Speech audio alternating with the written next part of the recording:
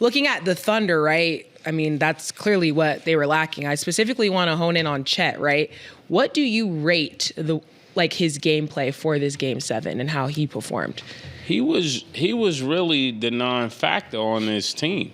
I mean, I know I said that they was playing, good D on SGA, but even though he had 35, they kept it where you're going to get your points, but we're going to make sure nobody else beats us, right? So because we know they're going to call all the fouls for SGA, because I wanted to unpack that pause for people to be like, what do you mean they played good defense? He had 35 or he had this many assists. Listen, they kept him where they wanted him to play so nobody else would get off. Pause. So even when you think of Chet only had 4 points. So when I'm looking at this team, it just like he just wasn't there.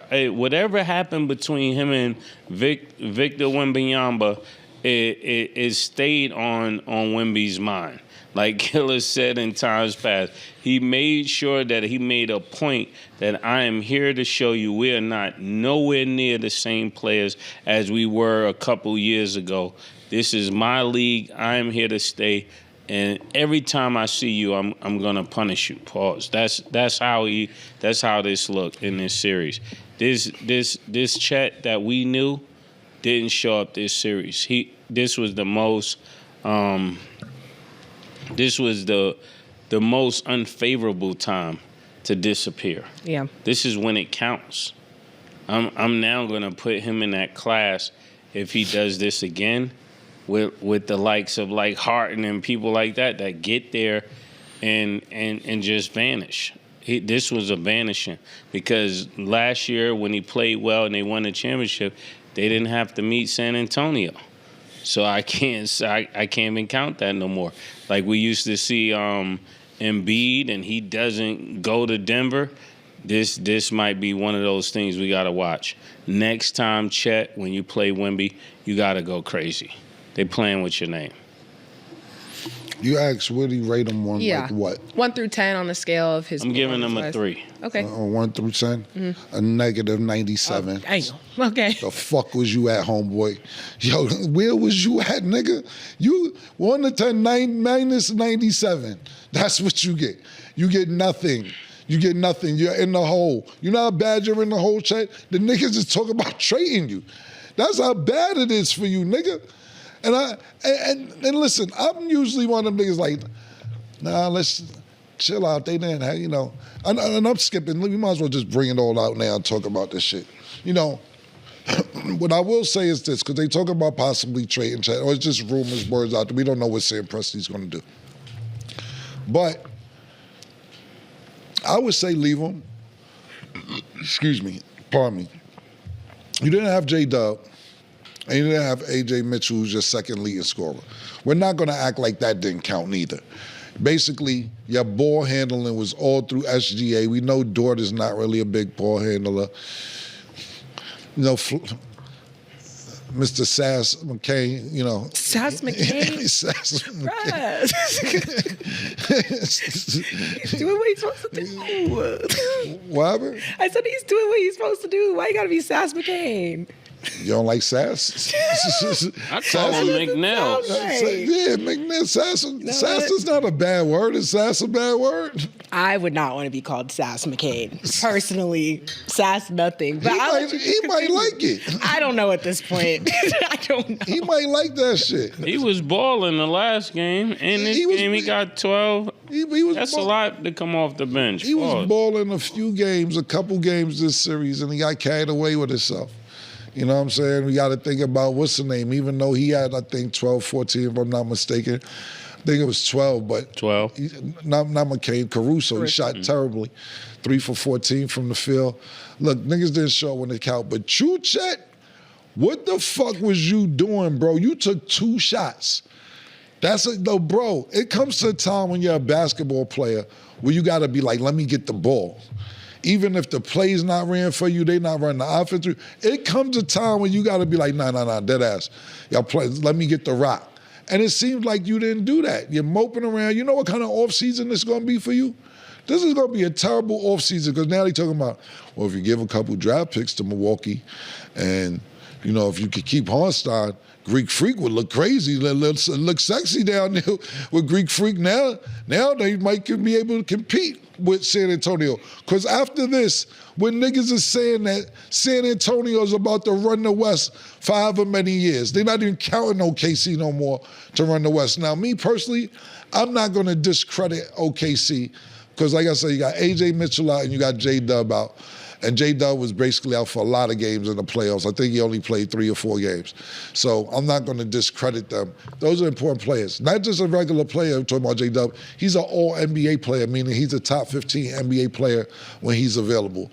So I'm not going to just discredit OKC and throw him out the window. Shane showed up when he needed to show up. He had 35 points. But it's looking like it's San Antonio world in the West, man. That's what it's looking like. And Chet, they blaming you. They said, you know what, nigga, I've seen all type of memes about you. They say, fuck the number 7 because it's number 7. We need you in game 7. They had all type of shit about you out there, Chet. And I was like, damn, man, it's cold world, man, but I dig it. You're 7'1", 7'2", whatever it is. Nigga, he ain't that much taller than you.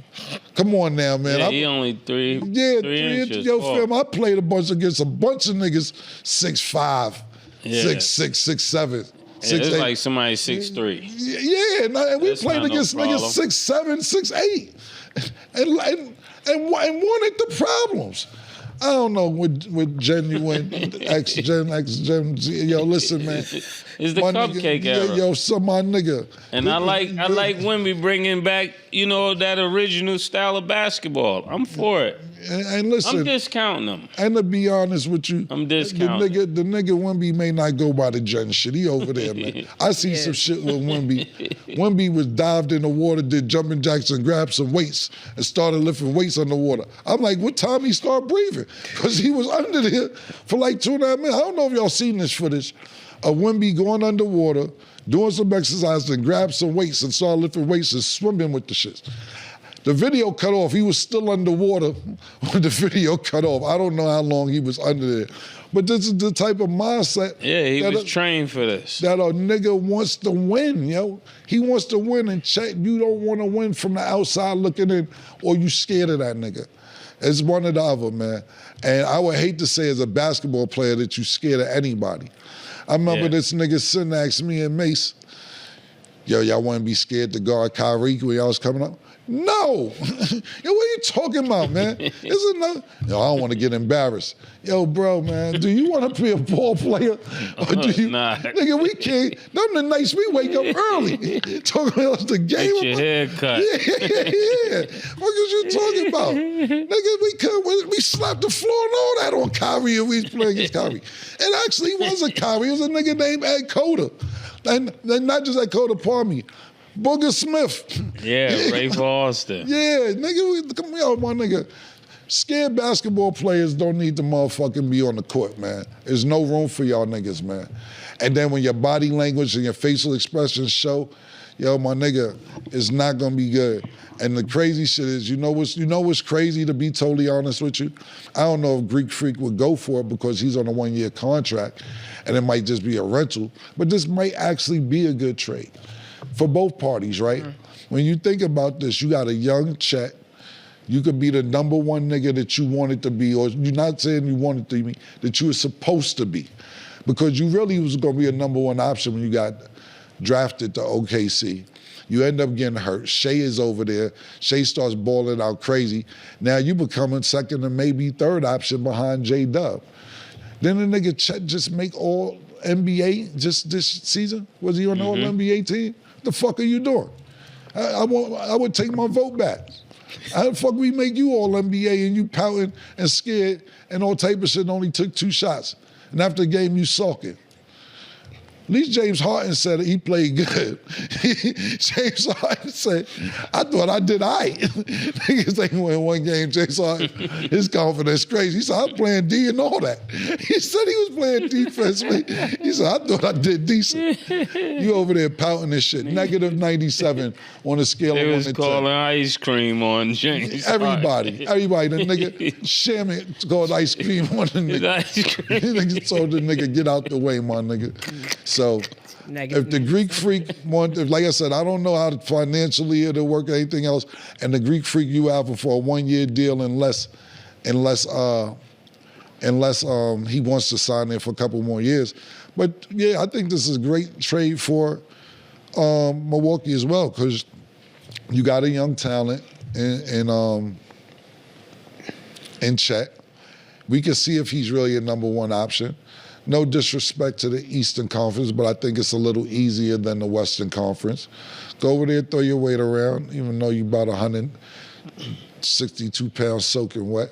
But listen, man, I wouldn't get rid of you, but I'm just saying these are the things just throwing out there. I would run it back, me personally, and wait for the whole team to get back and see where we're at with it.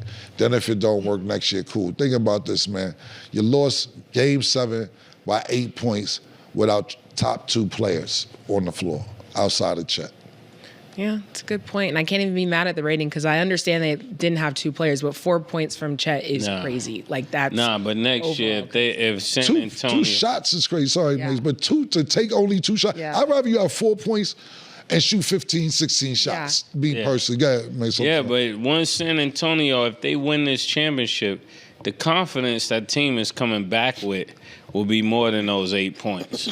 You know, after people win a championship, they become different animals, pause. They definitely do.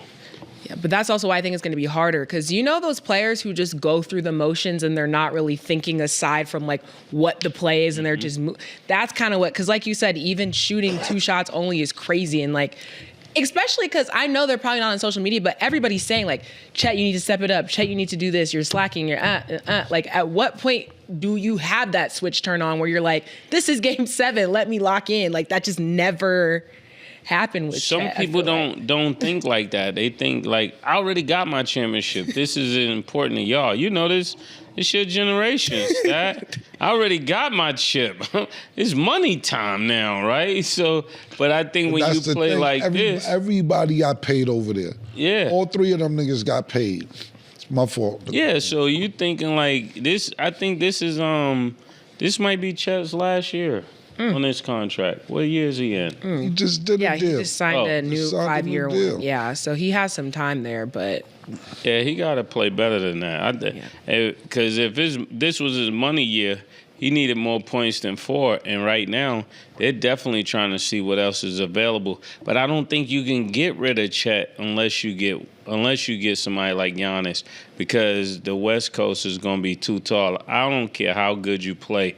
If you got to play a 7-4 hanging by the basket, it's so much spinning off the backboard you could do because you got to get it to the backboard. And I think when you got defense like Vassell and you got defense like Castle, and they're already putting the pressure on the ball, and then they playing defense, and you're trying to change your shot, and then Wemby come out of somewhere, it's just difficult to play against, and he's only going to get better, and he's only going to get more aggressive when it comes to blocking shots and things like that. He'll get to the point where he's getting 10 blocks. Yeah, and then Chet's contract goes to the 2030 to 2031 season, so.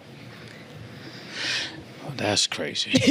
So yeah. I guess let's just end on this because I know you brought up Giannis and you tapped in a little bit with that too. Any other changes that you think OKC should make after just seeing how that Game 7 ended? Yeah, I like Killa's idea. They could run it back if they only lost by 8. But they'll probably lose next year to them again, or this will become a great rivalry. This may become that Magic and Bird thing, where they go back and forth with people winning different championships. But I like both of these teams. I think, and what's the exact question? Yeah, basically any other changes aside from Chet that you think OKC I think they should run it back. And like I said, they lost by 8 points, but you have to think about this as well. How motivated is J-Dub, like, nigga? Because I know me personally. Nigga, if I was playing, nigga, it's just, y'all ain't have me. Yeah. And AJ Mitchell, too. Yeah. Nigga, if we was playing. Now y'all know how important I am. Yeah. Tim Gittins. Yeah. That's what, I remember we was 23-0. And the 2 guard on my team got hurt, and we was like, whatever, we on Neil. We lost in the first round. He came to school laughing the next day.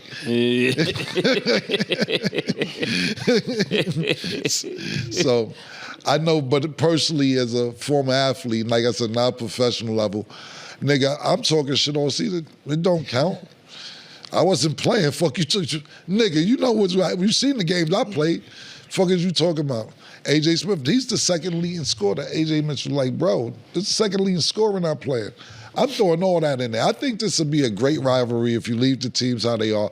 Chet will come back more motivated because he's going to have to deal with it all off season. Yep. And give him a chance, man. Listen, no team is not, we just live in a motherfucking microwave era. We want everything now. Everything now. And if something doesn't go right now, we got to change everything up. Change everything up. No, this isn't working. This isn't working. This isn't working. Yo, let niggas get some time to see, develop. You're not just lose. Don't get it fucked up. You lose it to some young niggas who never been through it, but you're losing to a nigga that we never seen before. Like Mase just said, we seen Michael Jordan, we seen LeBron James, we seen Kobe Bryant, we seen Kevin Durant, we seen Steph Curry. We've never seen this before. This is something brand new. So I would chill out, relax, bring the crew back, and see how it goes from there. Me personally, I wouldn't rush and get Giannis because we don't know if Giannis wants to stay there. It'd be a one-year rental if he doesn't sign with them long term. His contract is up next year. I'm talking about Giannis. Yeah, but if Wemby, if he wins this and he stay healthy, he'll be our new GOAT. Oh, new GOAT. Okay, ready to stamp that. I haven't heard that from you.